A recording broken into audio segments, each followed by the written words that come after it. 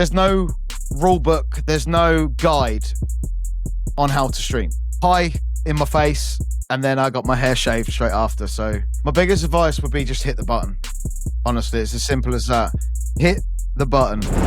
Hello and welcome to Behind the Stream. It's where we sit down with streamers and dig into their stories behind the gameplay. And today's guest is M4DMARSH, who's not only a streamer, he's also a drummer and also co-founder of a gaming community, Reign of Anarchy. And he also has a podcast. Had a podcast that still is coming back again. But we will start slowly and start with just gaming backgrounds, and then we will evolve in those things. So M4DMARSH, thank you very much for joining me. No, thank you. Thank you for the invite. I'm dead excited. Awesome. I'm really glad that you found time, because you are basically online every day, is it? Like almost every day. At the moment, apart from Fridays, yeah. Nice. So you're not kind of streamer that just like twice a weekly, like once a weekly, you're just like on and on and on, yeah? I was 5 days a week, but unfortunately last month I lost my job. So good. Well, kind of good. It's a blessing in disguise. I mean, it's a blessing to push you into streaming. Yeah, it's awesome. exactly. It will give you that motivation. Like I said once to myself, yeah, if I lose a job, I will start to approach things more seriously, you know, the projects and stuff like that. So yeah, so let's start with that. What's your, as I call it, streamer CV? So could you please introduce yourself? Streamer CV, okay. So I started streaming back in lockdown, which I believe was 2021 here in the UK. And I got a PC back in 2020. First time. I used to always be Xbox or PlayStation, believe it or not.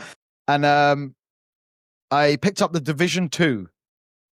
And is it Division 2? Is it the Tom Clancy? Clancy's? Yeah, Tom Clancy, Ubisoft game. I picked up that because I was a big Division 1 fan back on PlayStation. And I used to make little YouTube videos back in the day, you know, just sort of touching that side of content.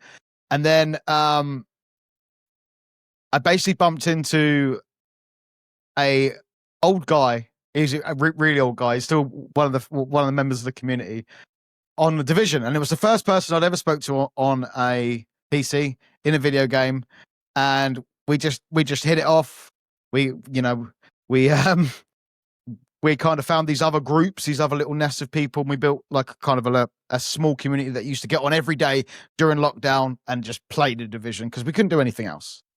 And then the Division dropped the raids. There's 2 raids in the Division. There was a brand new one that came out, and I was just in LFG channels in the Discords, just looking for people to run the raid with. And I met another streamer, and we became good friends, and we started running the raids together, and that's what sparked my interest for streaming. And so she 2021, yeah. But you've been gaming probably longer?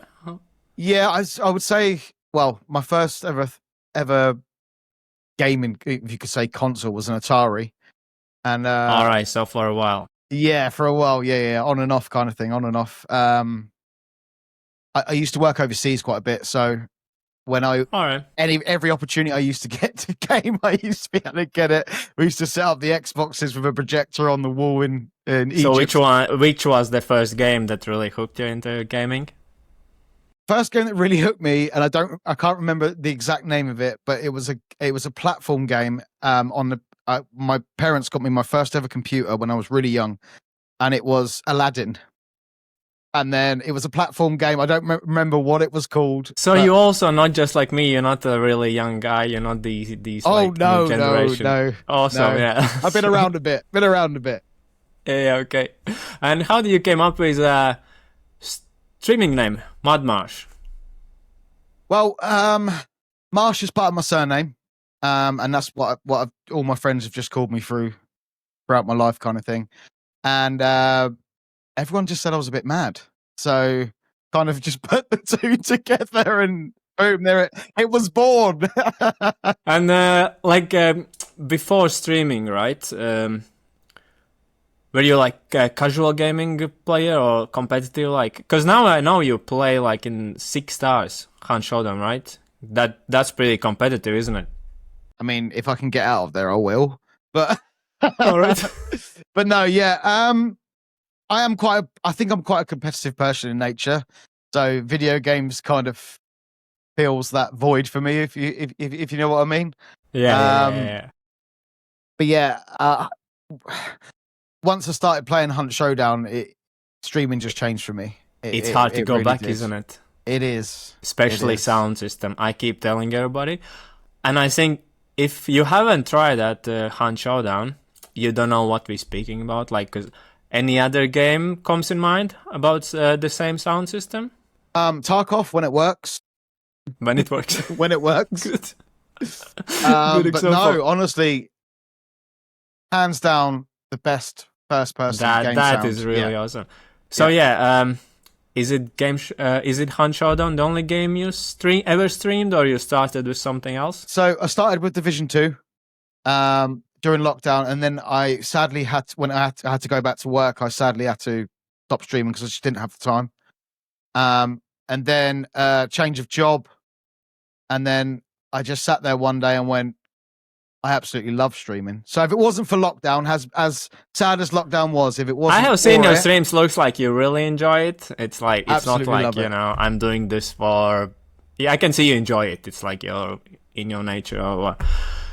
So definitely. about the games, like apart from Hunt Showdown, what is the game every person should play, by your opinion? Ooh. If we're talking, Like everybody should play, like to get the. I think everyone should play The Last of Us. Damn, nice one, isn't it? But that's only PlayStation, isn't it? Well, you can't get it on PC now. You can play it on PC now. Yeah. Oh, yeah, first part. Yeah. Well, second part is not that.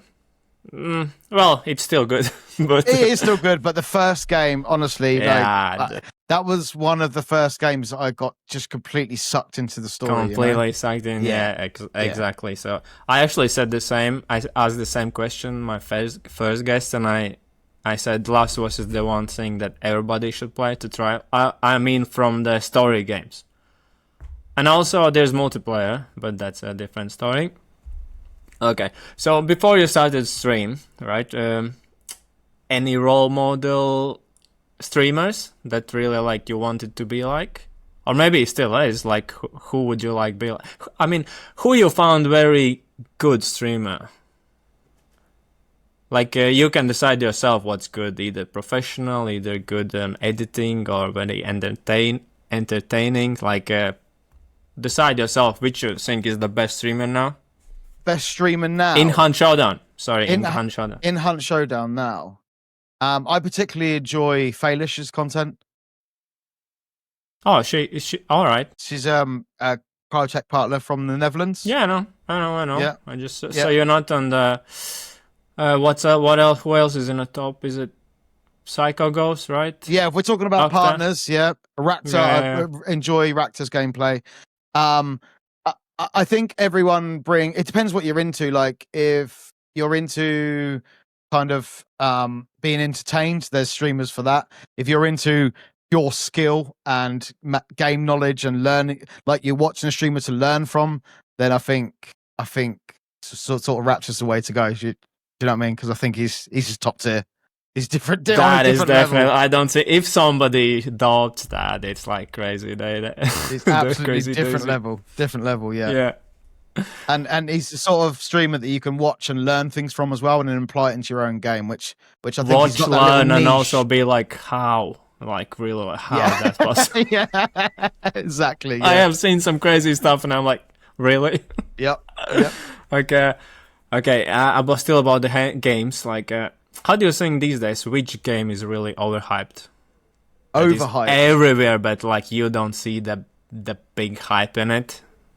By your opinion, like, I think honestly, if we're going to be honest, I think gaming's a little bit stale at the moment. I think just games in general are a little bit stale at the moment, and I feel like they go through this cycle of hype, and then their final product is not what everyone expected, if that makes sense. So it's like advertising bit is very good, but like Yes, and then execution's not that bad and not that good, yeah. right? So I'm kind of optimistic when it comes to new games at the moment, and what's coming out and coming out. But I think we need to go through this phase in order to get the good stuff. Exactly, yeah. Get the proper goods. It's hard to beat Hunt, but what's the other game I saw you playing? Some I've been playing a lot of Grey Zone recently. Grey Zone Warfare. What is it? Is it like which is it's basically an open world kind of mill sim game where you kind of go in, you complete tasks around the map. You can choose whether you do PvP or PvE. All right, so you can PvP as well. I think yeah. that's really important to play together with someone. Yeah, definitely. When we were younger, right? I think story games were really important, like to go through all the emotions and stuff like that. But when you play more, that PvP is very important to keep you going. And yeah, the definitely. Community is great, isn't it? To play together with someone. Yeah, definitely. And the same like you play in band, right? That's awesome feeling, isn't it? Oh, like, there's no when as a team you play together, don't let each other down, support each other. That's awesome. When one messes up, you keep going. I got so many questions about the band, but we'll speak about it later, and I will try to keep questions related to streaming. No, that's cool. Yeah. I'm an open book. Yeah. So, what was your setup in beginning? Straight camera, stream deck, everything, or I think I had a £20 camera from Amazon. My computer really wasn't set up for streaming. I got some free overlays off of a streamer website thing. Literally, it was just as cheap and as effective as I could do.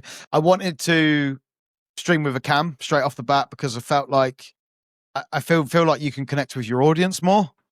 They can see you, and you can't hide anything. You just be your genuine self. And I think if you're having fun doing what you do, then your audience picks up on that and they have more fun watching you, if that makes sense. Yeah, definitely. What's your opinion about I keep forgetting the name. VTubers. You get animated kind of yourself as a UNE. Like, I think it's just getting popular. Like, I see it. I see it around quite a bit. For me personally, I want to connect with the streamer that I'm watching. Yeah, definitely. I watch a lot of streams. I just think it's kind of middle way when you want to connect by showing yourself, but if you're too shy or afraid from camera, it breaks that. Nobody will see me anyway, like real me, but I can still interact as a and so that's it's kind of helpful. And there is an amazing amount of art and work that goes into these VTubers as well to kind of make them personal to the creator, if that makes sense. Yeah, I believe like it's gonna evolve and like well, everything that's gonna happen, like all the AI stuff and crazy daisy stuff. Then I was just listening to a podcast about I that wouldn't surprised if there will be AI streamers in future. Kind of sounds silly, but I wouldn't surprise with the time. I hope not. Right? Well, you can stream together. Well, yeah, I guess. Yeah.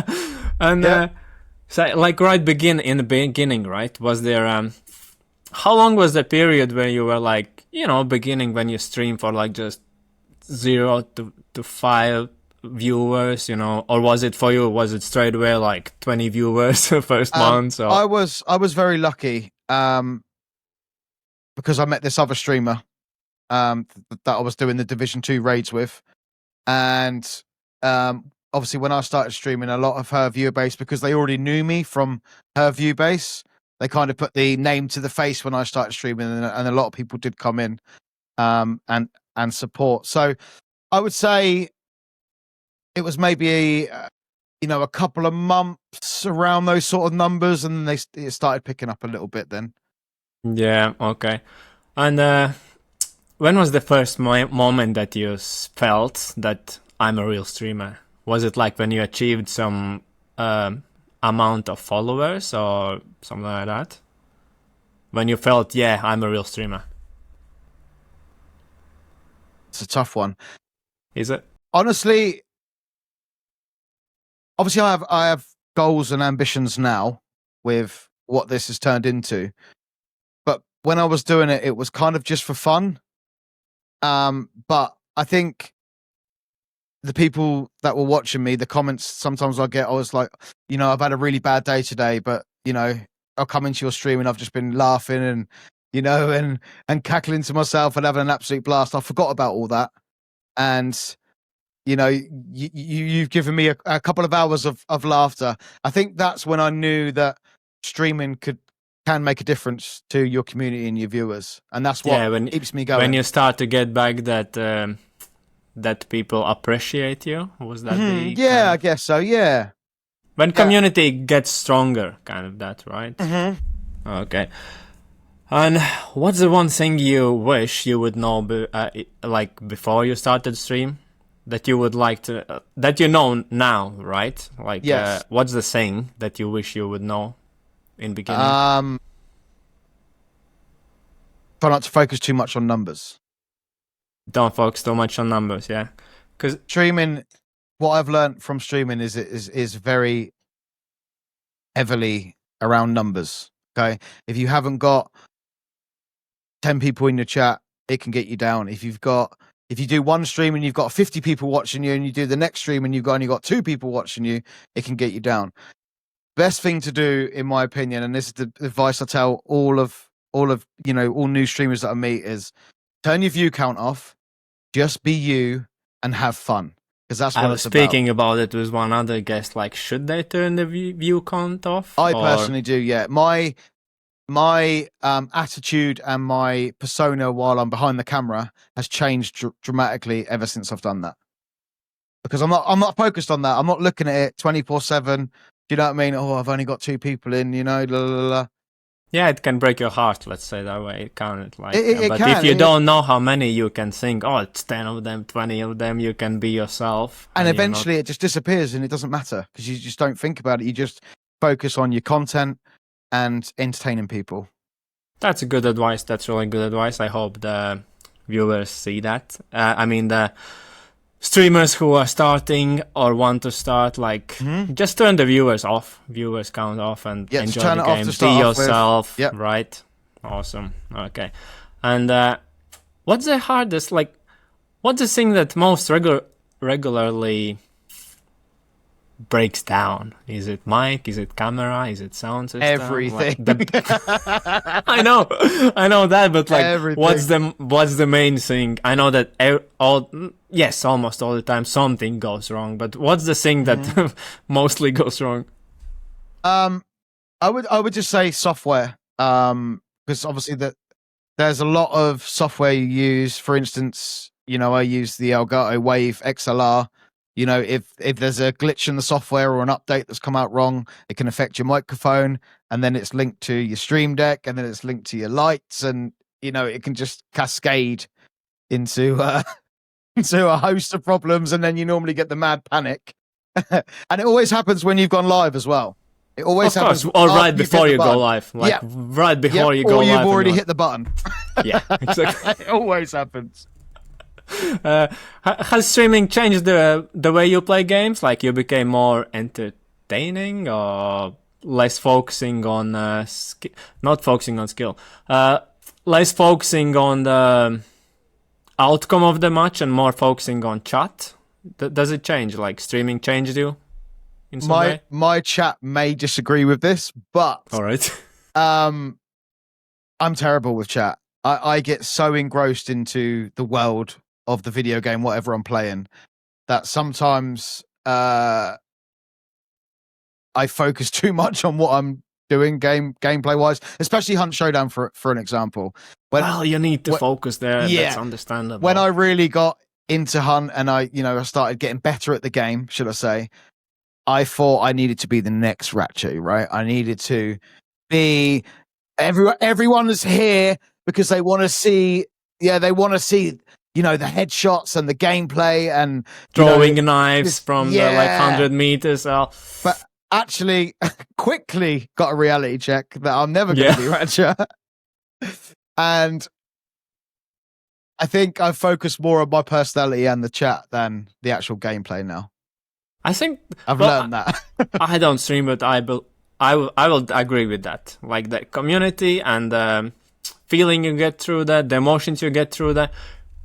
I'm sure that being one of the best and getting like headshots with throwing knives is awesome thing. But when you don't spend much time with community, it's like it's not the same, right? It's kind of like and you kind of feel hardcore, but like people are more like maybe they will leave because they came here, as you said. If they have a bad day, right? They come here, enjoy, chat with you, see how you play, and communicate with each other. I think most people that do come into your streams, they want to connect with someone, right? They either want to connect with someone in your chat or they want to connect with you as the streamer. And I feel like as a streamer, you've kind of got a duty to connect with those people.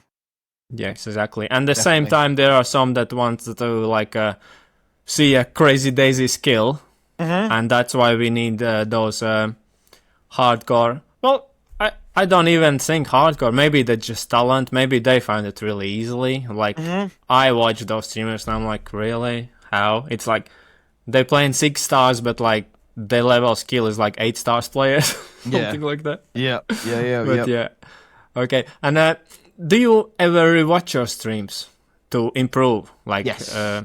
Yeah. Oh, that's awesome. That's really like there was this argument I had with my friend. Like, what's better? Like repeating to get better, like repeating stuff to get better and better, or do something, rewatch, analyze yourself, and improve step by step. Yeah. Because, some people say, just the more you do, the better you get. But if you do it more wrong, like if you wrongly do it all the time, like you can't get better. You just keep doing wrong. You're just going to keep doing wrong. Yep. Exactly. And then you become comfortable. Back, it's like driving a car, right? The longer you drive a car, the more bad habits you pick up. It's exactly the same if you're streaming. If you're streaming and you've got something wrong, that's you're not connecting with your audience properly, and you keep doing that, then you're not going to grow. Yeah, exactly. That's well said. So, what's the most memorable thing that happened on stream? Like most funniest, or like that you really can always stick in your mind? Remember those when that happened in stream? I think when I had to shave my hair off. For my first ever subathon I did on my first year of streaming. What was it? Was it some bet or? I basically had a sub goal.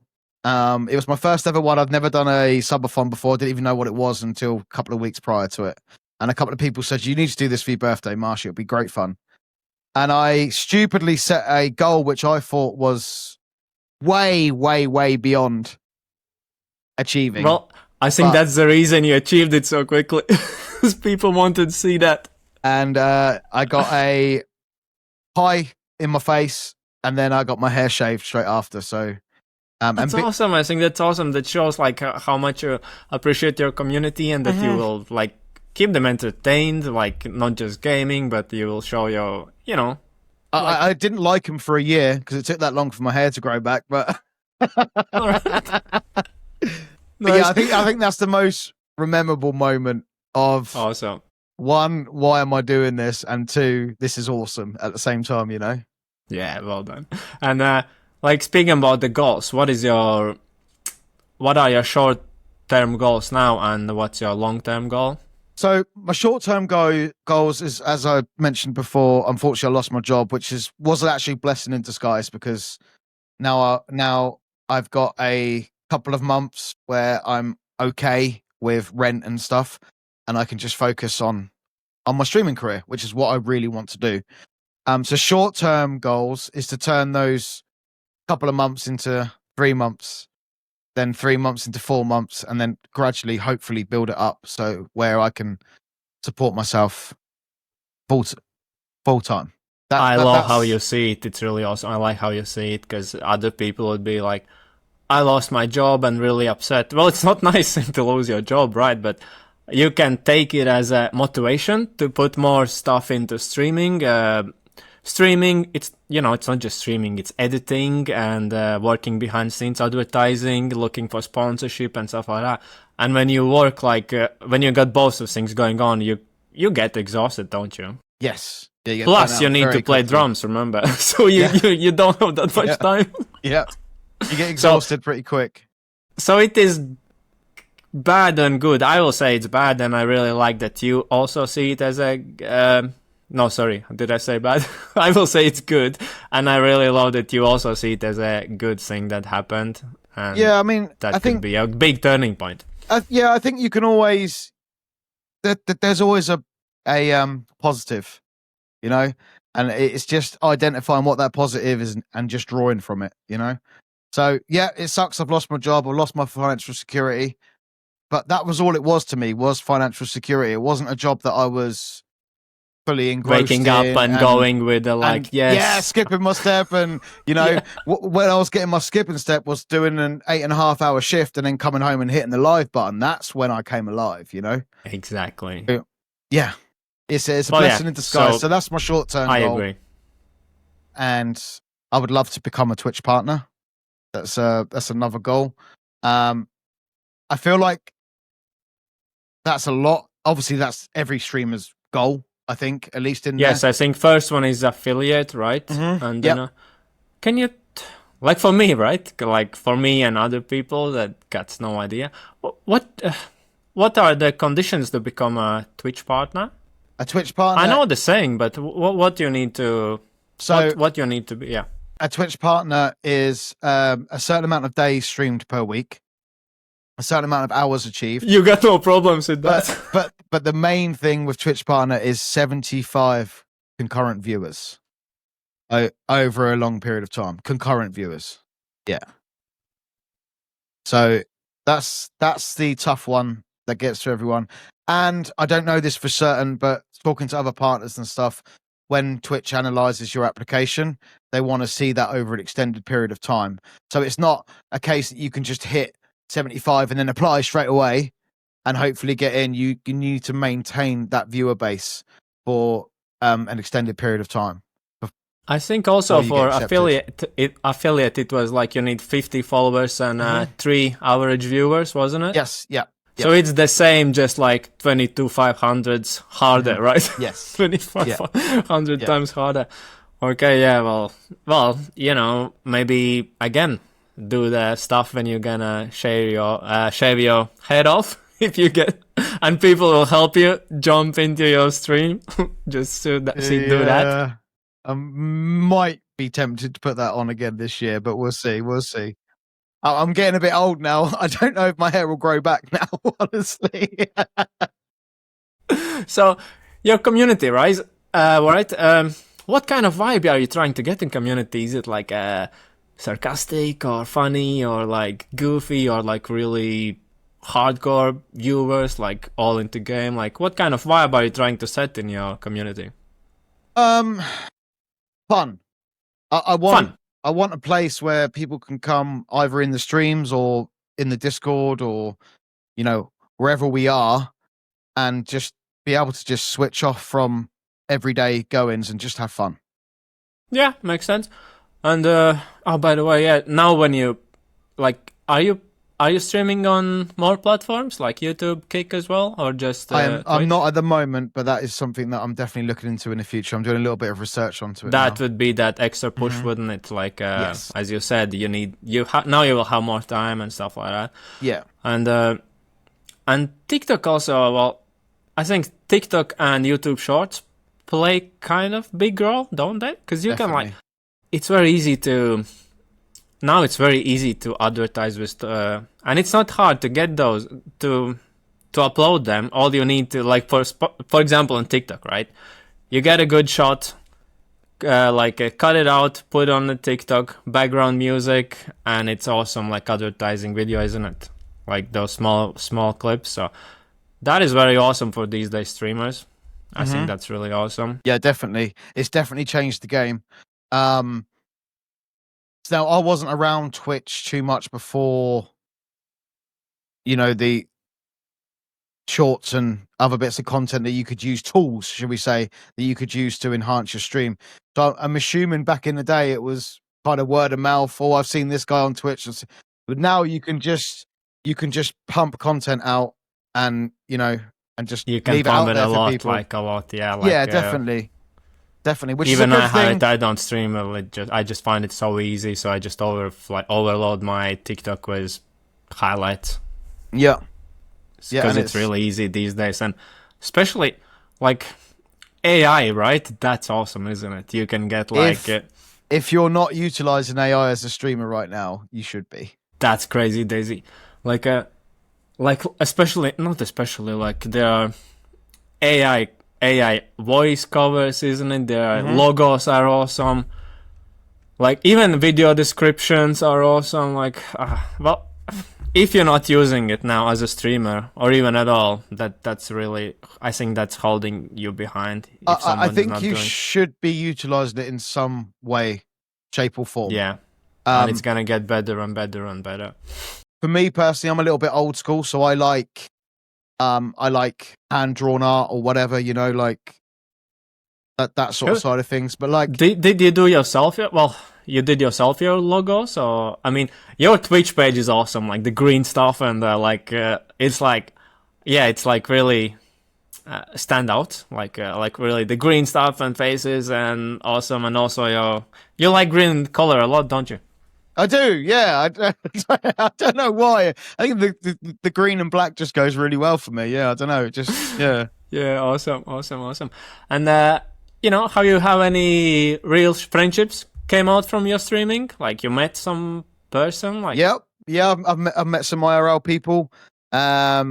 Plan to do more in the future as well. I'm actually going to a wedding in the States in November because of streaming. Yeah, because of streaming. Damn, that's beautiful really cool. Couple that I met online. That is cool. Part of the Reign of Anarchy stream team, and have been part of the community for a long time. And I actually met them through the Bayou Brawl. Have you heard of the Bayou Brawl? But no. Okay, so I mean, this is a tournament that they put on every year, at least twice a year. And basically, it's a hunt tournament. That's I saw it. I didn't know it's called like that, but like this will be not fun for people who don't play hunt tournament. But how do they get? Is it like you all at the same time are searching for Soul Survivor? How do you get the tournament? Unfortunately, and please, Crytek, if you see this, please give us custom service so we can do this. Oh my god, yes. We could do like 3 versus 3, like shovels, axes versus axes. Oh man, I don't want. There is so much potential for Hunt Showdown to become a competitive then MMA shooter. type of fights, fist fights. Yeah. Like I mentioned, shovels and throwing. Oh my god, yeah. So, I know what you mean. So basically, how it works is you sign up. You have to pay in trio, so you can sign up as a solo, duo, or a trio, but you have to play in trio lobbies. Keep it fair. You can only take 3 hunters. So you can only add tools or consumables, but you can't change your weapons. You get point system on getting the bounty out, extracting the bounty, or killing players. So yeah, but still, how do they get them all in the same server? Like, is it really certain? No. It's just you're just in public lobbies. You're in whatever MMR your team is in, and you just go. And there's a set time limit, and everyone just goes in and see who gets the most points. Okay. So, how do you keep your community going outside? You stream a lot, I know. Yeah. Hours and hours, but like when you don't stream, right? How do you keep in touch with community? Is it Discord? Definitely, probably. Yeah, definitely. Are you very active on Discord? Like, I try to be when you go live. I try to be as much as I can. We have a kind of a core group that kind of founded the community. We kind of just did it together, if that makes sense. So I spend a lot of time. I think with that was written in the bio of Reign of Anarchy, wasn't it? Yep. I think I read it somewhere. Yeah, and we all met back in the division days, and we were part of another clan. That clan broke down, so we thought, you know what, we're going to start our own. clan, and Reign of Anarchy's turned into what it is today. And Yeah. also, All right, so it started like that. yeah, we have 21 other stream team members that are all streaming under the Reign of Anarchy name as well, part of the stream team. And All right. every single one of them are hunt streamers as well, so they all play Hunt as well. So basically, everybody plays Hunt. No other. Yeah. No other games. Yeah, plenty of other games, but that's how I met all these people, was through Hunt. Oh, that's how you met. Yeah. Yeah. Okay. Yeah. Makes sense. Yeah. Okay. So over the years, they've just sort of come on board, joined the stream team, and Okay. That's So great. let's speak about Reign of Anarchy, right? So in the bio it says, bio description, right, that you are co-founder. Was Yes. it 4 or 5 of you, right? It was 5 of us. Yeah, 5 of us. Yeah. Yes. So just tell me how it started. What's the idea behind it, and like. So it started back in the Division days. We all met. We were in another clan. That clan got disbanded. So we decided to make our own kind of group, should I say. We were all hanging out with each other every day. That's when I just started streaming. So they were in the stream all the time. And we just became really good friends. And one of the lads said to me, Marsh, you need to start streaming again. Also, I've had an idea. I really would love to have my own gaming community, or have a gaming community. Shall we do it? Like outside the Discord, right? So Yeah, and it was like, shall we do it? And like, yeah, why not? Let's just do it. let's How hard go can with it, be? right? How hard can it be? And a lot of dedication, hard work, loyalty, and effort. And we have a server now of, I think we're up. Yeah, to, you also got a website. Like it looks cool. I mean, logo is really cool. Who came up with logo? That's a mixture of all of us, actually, to be fair. Oh, probably, yeah. You probably had more of them and then chose this one. Logo is really cool. We all sat in and was looking for ideas and stuff, and then one of the founders, family member, does graphic design, so he actually made the logo. That's awesome if you got someone in the group like that can do all that actually even enjoys doing all the design stuff. That is awesome. That is the beauty about community as well. And I think that one of the reasons why it is successful is because we kind of we find out what people's strengths are and we let them run with it. It's like in a team games, like exactly. It's one big team. You ever played Rainbow Six Siege? I haven't. Like basically, it's a tactical shooter, and each person has a different role. Like somebody's in good defending, somebody's good at attacking, somebody puts traps. So that's really awesome in community. Like when it's not like everybody the same, right? Everybody is sitting in the base, but one is good at that, one is good at that. Like everybody gets a good role, and they can each focus on one role, and that's really productive, isn't it? Yeah, and that's exactly what we've done. And the stream, to begin with, was the kind of the marketplace, if you know what I mean, to try and get these people in, and then it's just kind of grown. But I think the main thing that's come out of it is getting to know your community on the stream. Getting to know them on a level that's kind of personal, so that they're a graphic designer, and that they might want to help or might want to get involved. And before you know it, a friendship and the relationship's built, and it's everyone benefits. Yeah, you got a happy place for everyone to have a laugh. Yeah, exactly. So what's your role in the community? Oh god, I don't like roles.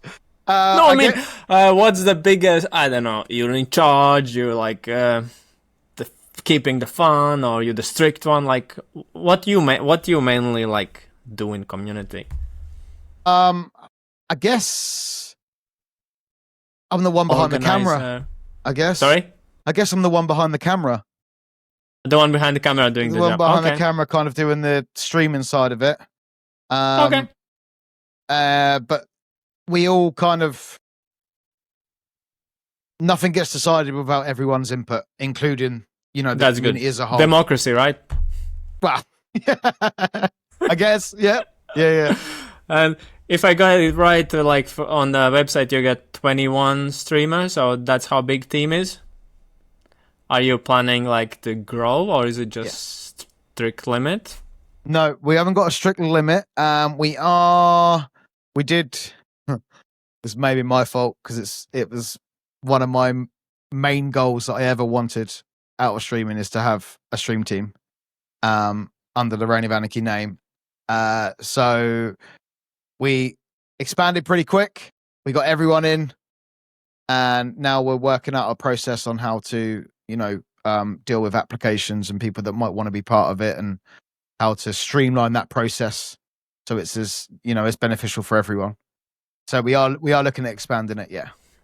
So how do you choose who can join? Is it like minimal streaming hours, or you need to be really active? Because it's not good for the team if somebody is just in but not streaming, not advertising, like not putting any effort. So what are the minimum requirements?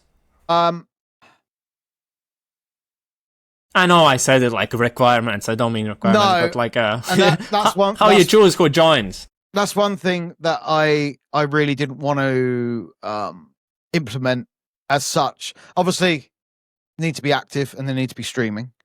Yeah, but I didn't want to put too many do's and don'ts as such. Yeah, I know. When I said requirements, I already thought like, well, that's a stupid task, like, because you want just active streamers and positive people. Yeah, exactly. So we look for people that have got a passion for streaming, for gaming. Doesn't matter what they play. It just so happens that the community of streamers that have built up over the last couple of years has been around Hunt, and those kind of incredible people that I was playing with on a daily basis and, have grown with, have ended up taking the first spots in the stream team, if that makes sense. Because everyone believes in the community, and people want to do their bit for it. And I think that's the most important thing when we look for applicants, is people that want to get involved as much as they want. And I've always said to the stream team members, I've got no stipulations. You can join other teams, you can do whatever, as long as the Reign of Anarchy is advertised, obviously in good faith, and we have fun, basically. What's one of your favorite memories with the group? Do you do events together, maybe, or? We've just literally done, about a month ago, our first ever Reign of Anarchy 1v1 Hunt tournament, and it was amazing. It was incredible. How do you do 1v1? Like, so in the shooting range, we had an EU bracket. Range? Yep, we had an EU bracket and an NA bracket. We advertised it for 3 months before, and everyone had to spend their channel points in order to enter the tournament.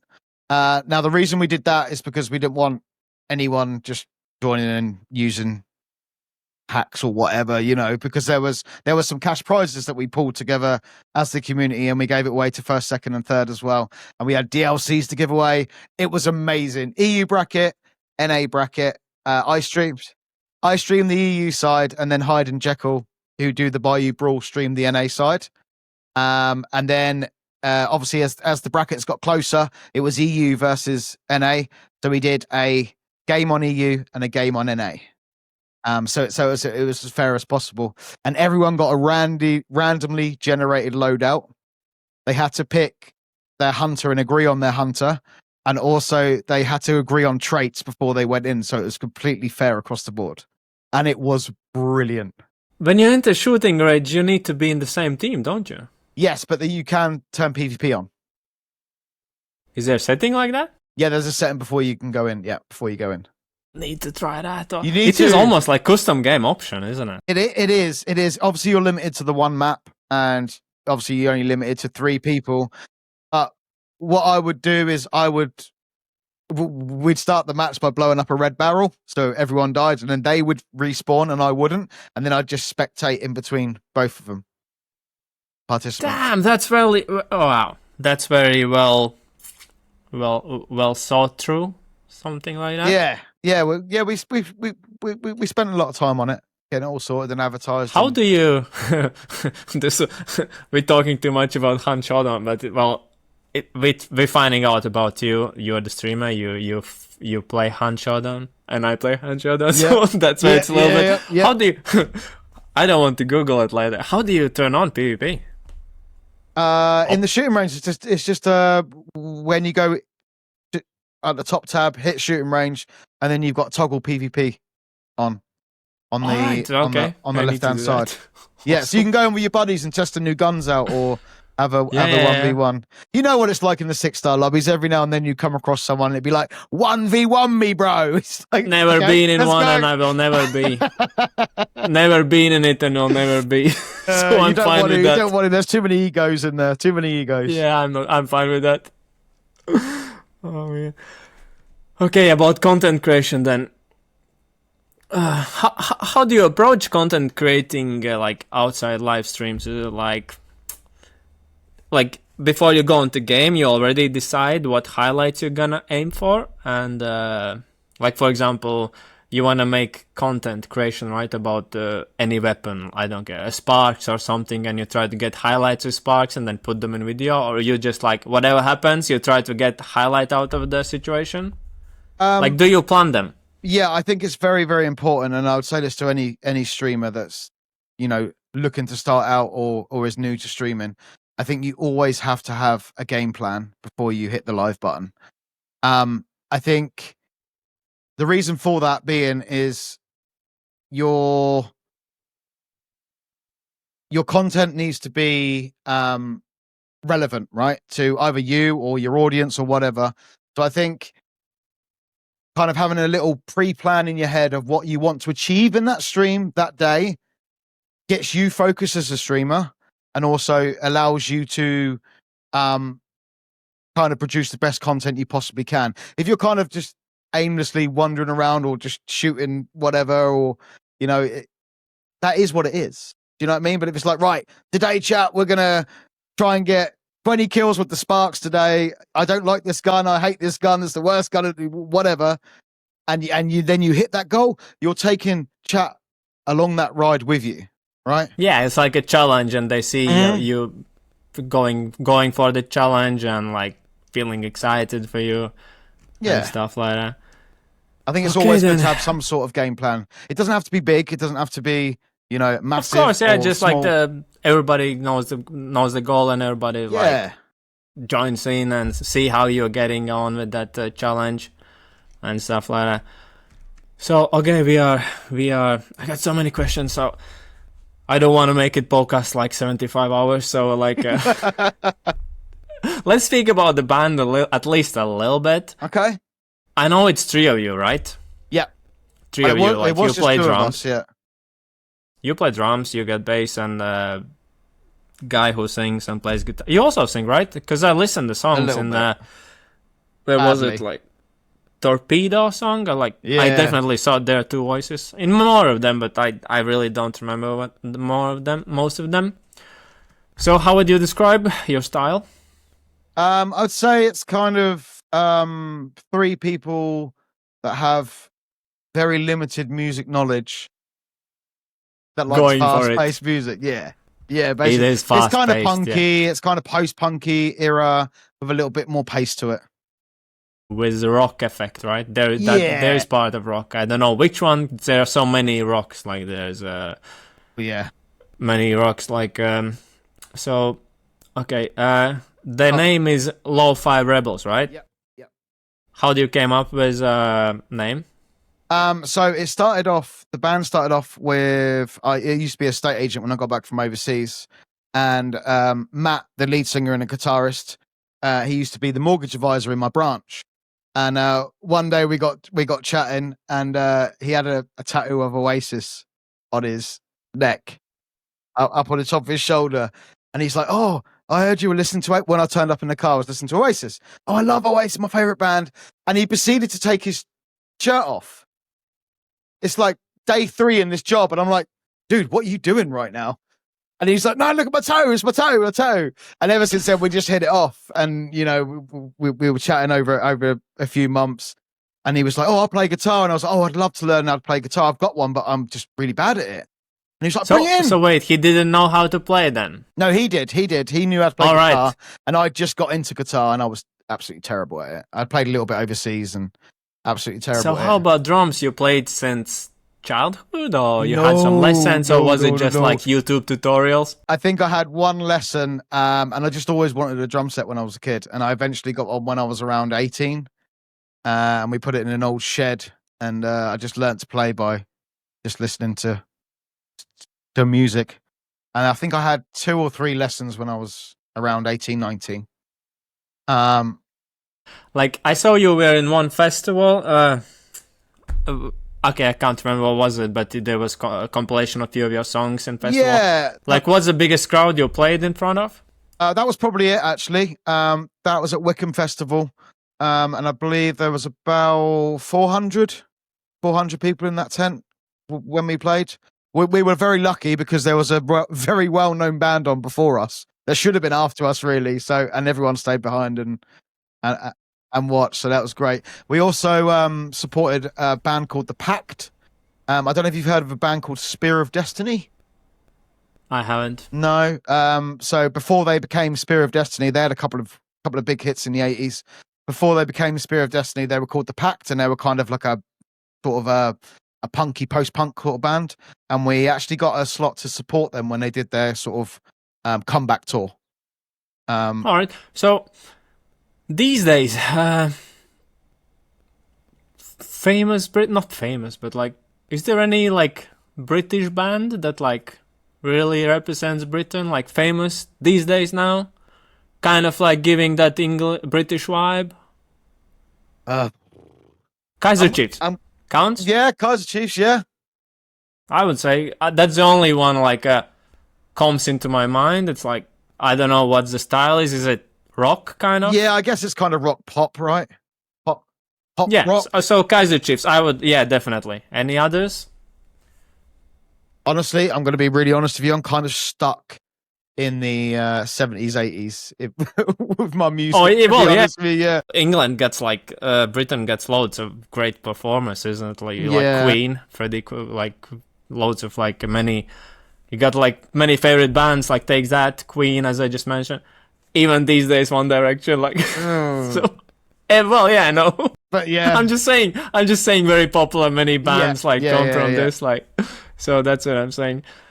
Okay, back to subject, because it's fun, it's interesting for me, because I also played bass and drums, so it's interesting subject for me. Because it's interesting subject for me, but like for viewers, they're like, streaming stuff. It, as I mentioned before, it's similar. I don't mean playing drums and streaming, but the feeling, the teamwork, isn't it? Mm-hmm. Like, yes, you mess up in one thing, even in hunt trios, you mess up, you kind of let down your teammates. In music, the same, you mess up and you let down your bandmates, right? Yeah. And comparing both, what is something stream gives you and music couldn't give you? Oh. One example would be like, you can stream for 12 hours, right? You enjoy streaming, you can play for 12 hours. I really doubt you can play drums for 12 hours. No. So that would be the plus side. You barely play a set. What else? The thing is, it's so difficult because that live performance in front of people, you will not get a better feeling than that for me personally. But then when you're streaming, you are live and you are one way or another, you are affecting people, if that makes sense. Definitely, and wait till you get like 100,000 followers. That will be more responsibility, and more people.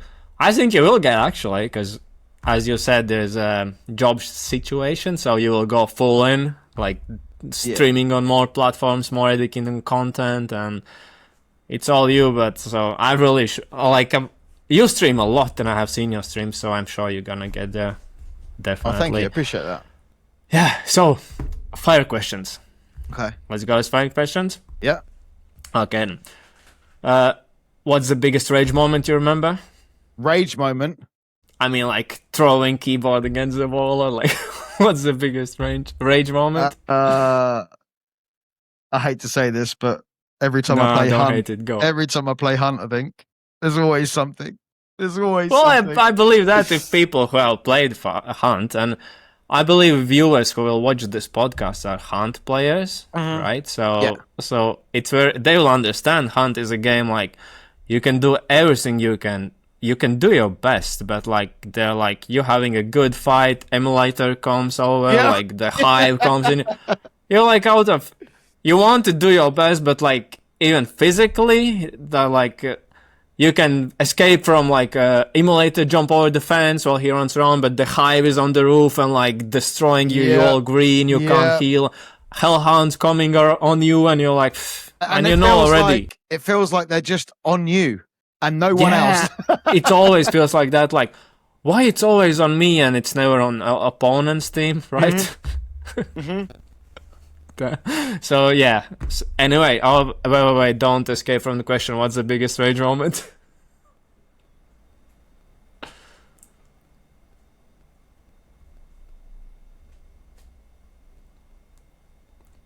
Okay, any. Anyway, I think I think either the game letting you down, or like you just described, like a combination of things happen. I've been there, and everybody been there. In Hunt, everybody's been there. Or, you know, someone that shouldn't be playing on your server is playing on your server, and you shoot him dead, right? You get him. You shoot him dead in the head, and it doesn't register, and you're like, okay, I'm mad now. You know, I'm mad now. And hopefully that's all going to be sorted and stuff, but those are the things that kind of grind my gears at the moment. And I'm not called Bad Marsh for no reason, you know? Okay, and once like I said, these will be Hunt Showdown watcher players mainly. So, favorite weapon in Hunt Showdown? Sparks. Sparks, nice. Spark. So you prefer it more than Krag and Mosin? Yeah, I prefer the single shot weapons. I think it takes more skill to and now it got fast fingers, right? Now it's really awesome. Yeah, it's really awesome. The Springfield in particular with fast fingers is just stop running bleed, everyone. Okay. Remember in beginning, I don't know how long you play. Like in beginning, the Springfield was the only rifle with bleeding ammo. That was awesome times. Like in really beginning. Yeah. The Springfield was the only like with bleeding ammo, and it was oh my god. I had a little Springy and a little Spectre, like start them bleed, just run down to them and finish. Yeah, it is a strategy. It is a strategy. Yeah. Yeah. That was awesome feeling when you know they're bleeding and you're just closing up with your Spectre in your hands. I've got you now. Yeah. Okay. We spoke about most overhyped game. Which would be the most underrated game of all time, apart from Hunt? Rated game. It's really, really great, awesome, and should be everywhere, but it isn't. That's a really, really good question. God,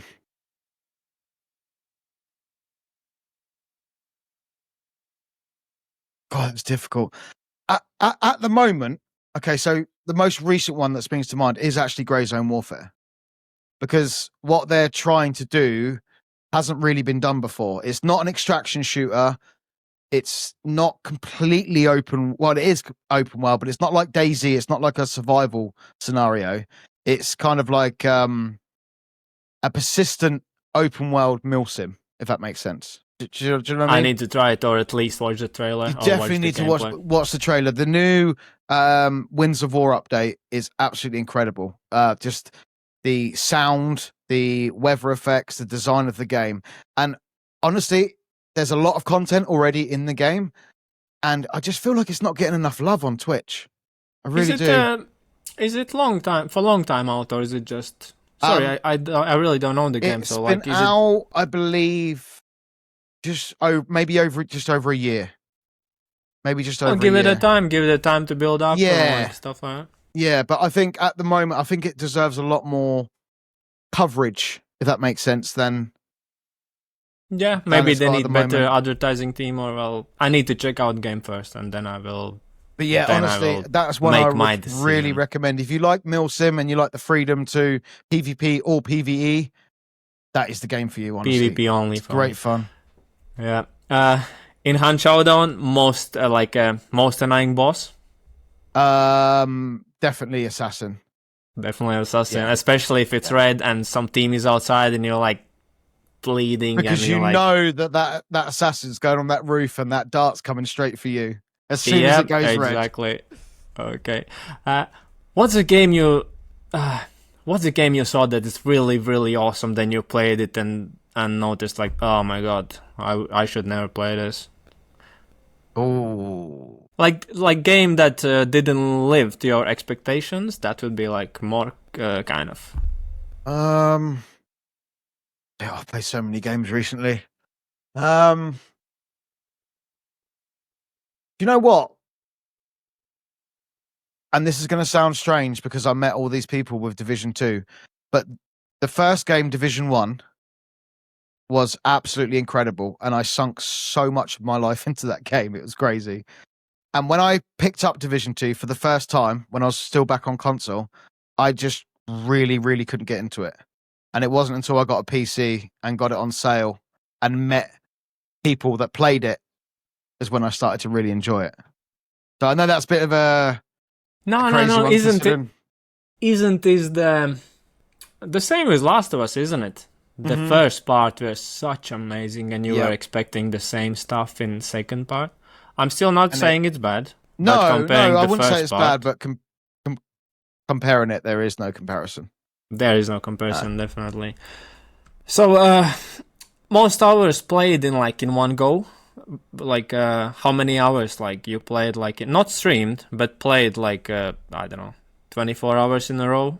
The longest I've streamed is 27, and I'd probably say I used to be a big squad player back in the day, and also Tarkov back in the day, and I would play that all weekend when I wasn't working, and I would sleep for a few hours and get up and play again. I got addicted bad. Yeah, that's awesome. But yeah, okay. Games like that where there's lots of looting and that sort of stuff, I can just looter shooters, as they call, yeah. And play for hours. What's important, aim or movement? Rotations or aim? Well, my aim's bad, so I would say movement. I would say map knowledge. So yeah, well, of course, that's every game, and also what helps knowing how each weapon, how long it reloads, and if you know the guy got Scaldwell Rival 2 shots, you know he needs reload, push, and stuff like that. Yeah. So yeah, so you go with movement. I would say movement because you can always recover with good movement. You can't recover from bad aim. That makes sense. If you've got good aim and you miss, but you've got really bad movement, it's going to be harder for you to get out of the situation. You're done, right? But if you've got good movement and you miss, you're going to be able to maybe navigate out of there. Okay, so what's one thing that people always got wrong about you?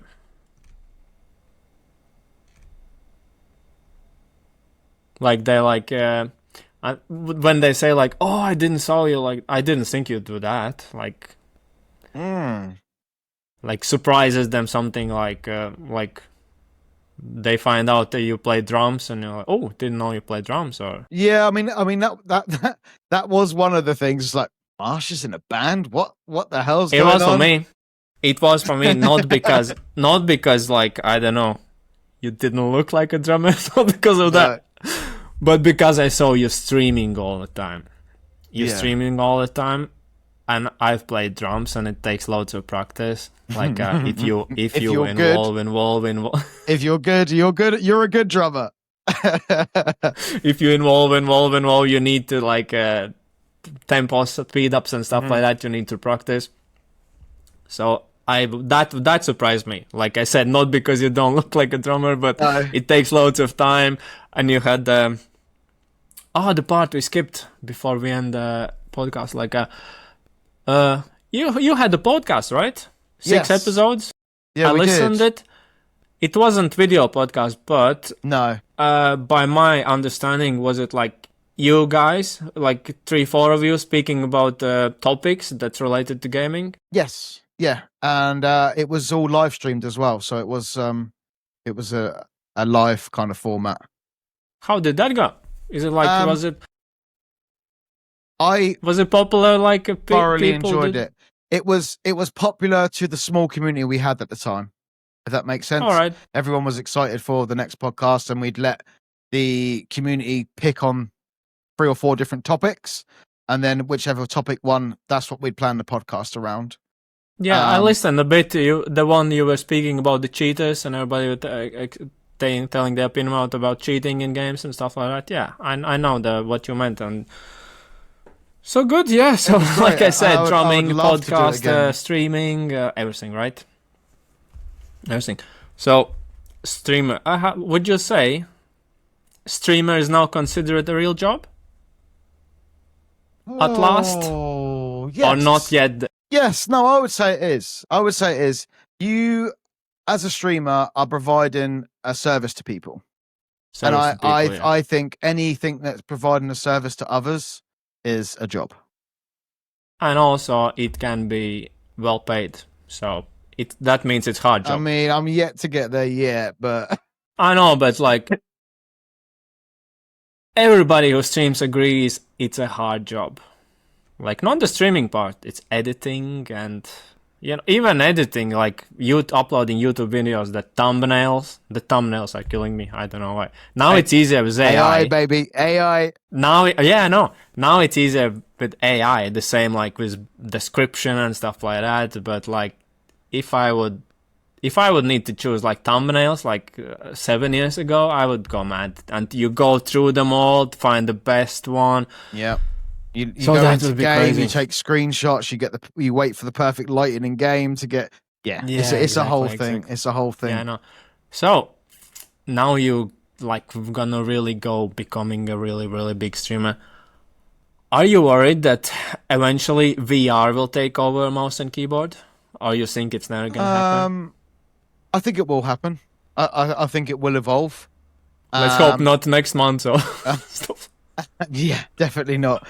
I think it's always going to evolve. I don't like the idea of AI streaming. I like the idea of AI assisting streamers, because I feel like we need to keep that human connection to your audience. And I feel like if an AI they've even got AI playing chess now, and humans can't beat the AI. That's how good it's getting. Right? So if you've got an AI streamer, like you're not going to need anything else. There's not going to be another limit, I know it right? sounds mad, but like they're my friend, actually more friends. They're a bit older and they don't get that. They got attached to ChatGPT saying thank you and stuff like that. So it looks crazy now, but seems like people have better relationships with AI because like you can program that they are more understanding and stuff like that. So yeah, I hope it's not happening soon, but I think we can't escape that. But no. Okay, before we end, like for the new streamers or people who are trying to become streamers, what would be like your biggest advice? My biggest advice would be just hit the button. Honestly, it's as simple as that. Hit the button.